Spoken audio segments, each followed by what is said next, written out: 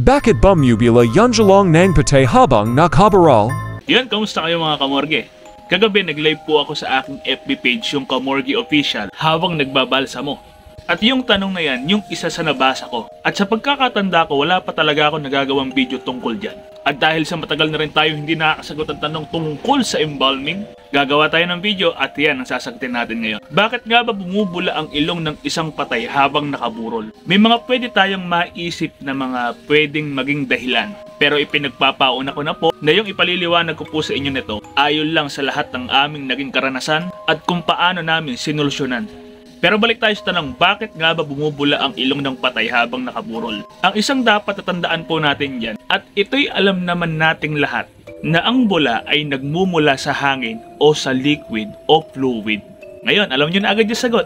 Kaya bumubula yung ilong ng patay habang nakaburol ay dahil sa mayroong hangin yung loob ng katawan o yung loob ng tiyan.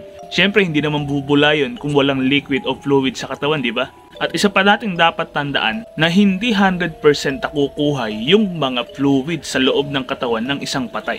Kaya kung may natira at nagkaroon ng hangin ng tiyan, posible po talaga na yung hangin sa loob ng tiyan o sa katawan ng patay, itutulak niya ngayon yung liquid o yung fluid sa loob ng katawan ng patay para lumabas sa mga parting may butas. Unang-una na dyan, yung ilong. Pero ang tanong, bakit nagkakaroon ng hangin yung loob ng tiyan ng patay? Ganito yan, ipapaliwanag ko sa inyo. Kapag maayos mong na-preserve yung buong katawan, pati na lahat ng mga internal organs, napakalabo na mangyari na hanginin yung loob ng tiyan. So, ibig sabihin, hindi totally na-preserve yung loob ng tiyan ng patay. Kaya yun ngayon ang nag-cause kung bakit nagkaroon ng hangin. Sana naintindihan nyo, isa yan sa pinakadahilan kung bakit nagkakaroon ng bula o bakit lumalabas yung bula sa ilong ng patay habang nakaburol. Oo, na-preserve natin itong puso, baga o yung stomach at yung atay, nalagyan man ng formalin yung intestine o yung bituka. Pero kung hindi talaga naluto sa formalin yun, magkokos pa rin ng hangin yun.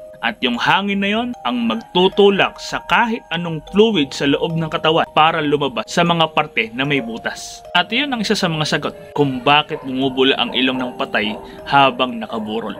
At sana ay may natutunan muli kayo sa ginawa kong video na to. At kung may tanong pa kayo, comment lang kayo. Mamimili tayo dyan ng tanong at yun ang gagawa natin ng video. Muli maraming salamat sa inyo palagi. Ingat kayo mga kamorge.